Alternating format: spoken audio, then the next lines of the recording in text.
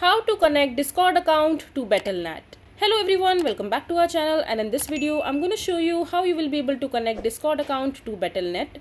So first of all, just simply open your Discord account, and after that just log into your account using your credentials. And once you have logged in into your Discord account, just simply click on the profile section from the bottom right corner of the mobile screen, and from there just simply locate the settings option from the top right corner, and under the account settings option you will be able to see the option called connection. Just simply tap on it, and now just simply click on add from the top right corner, and over here just simply scroll down and until you will be able to see the option called Battle.net.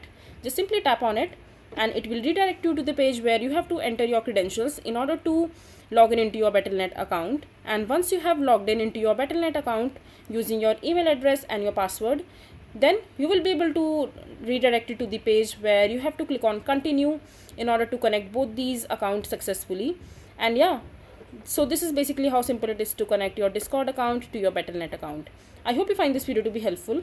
So that is it for this video. If you find this video to be helpful, make sure to hit that like button and don't forget to subscribe to our channel for more such informative videos, and I'll see you the next time.